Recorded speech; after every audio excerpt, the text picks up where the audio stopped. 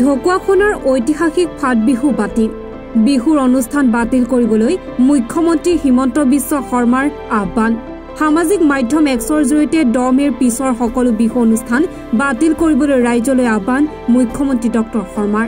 বৰ্তমান বিহুৰ অনুষ্ঠান স্থগিত ৰখাৰ সময় আহি পৰা বুলিও মুখ্যমন্ত্ৰী গৰাকীয়ে সামাজিক মাধ্যম যোগে সদৰি কৰে এই আহ্বানৰ প্ৰতি সঁহাৰি জনাই ঢকুৱাখনৰ ঐতিহ্যমণ্ডিত ফাট বিহুৰ সকলো প্ৰতিযোগিতা বাতিল কৰা হয়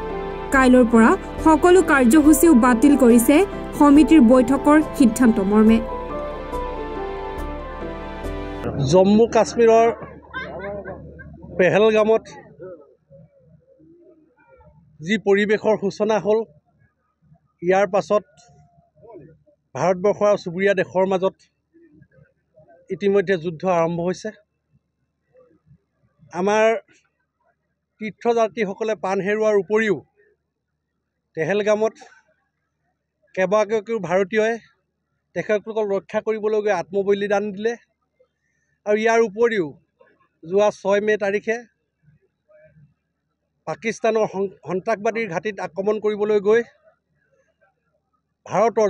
দুজন সেনা জোৱানে প্ৰাণ আহুতি দিব লগা হ'ল এই বীৰ জোৱানসকলৰ প্ৰতি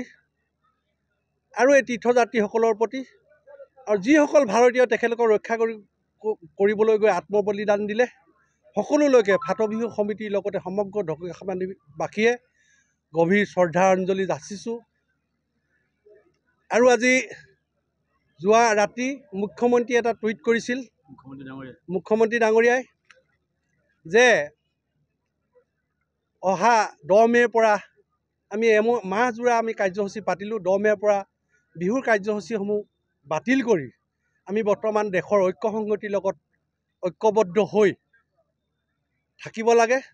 আমি তেখেতৰ আহ্বানৰ প্ৰতি সঁহাৰি জনাইছোঁ যিহেতু ফাট বিহুটো এটা কি কয় পৰম্পৰাগত অনুষ্ঠান বহাগৰ শেষৰ দেওবাৰটোক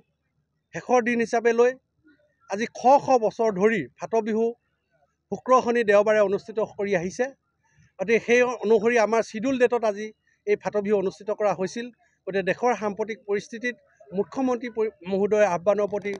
সঁহাৰি জনাই আৰু নৰেন্দ্ৰ মোদী ডাঙৰীয়াৰ হাত শক্তিশালী কৰিবৰ কাৰণে আমি ঢকুৱাখানাবাসী তথা ফাট বিহু সমিতি উদযাপন সমিতি আমি তেখেতৰ কাষত থিয় দিছোঁ প্ৰয়োজনত আমি সহযোগ কৰিবলৈ যাবলৈ সাজু আছোঁ আৰু আমি আজি আমাৰ যি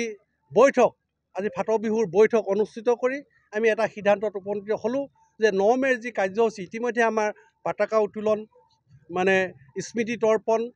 ইতিমধ্যে আমাৰ যি ফাট বিহুৰ প্ৰতীক নিৰ্মাণ কৰি উলিয়াইছিলোঁ এই প্ৰতীক উন্মোচন হৈছে গতিকে এই তিনিওটা কাৰ্যসূচীৰ পিছত আৰু আমাৰ 2-1 কাৰ্যসূচী আছে এইকেইটা আমি অনুষ্টুপীয়াকৈ আজি আমি অনুষ্ঠিত কৰি আজি 5 বছৰৰ পিছত আমি চাকি জ্বলা আগত লখিমপুৰৰ পৰা ফৰিউদ্দিন আহমেদৰ ৰিপৰ্ট এনি ভাৰত 24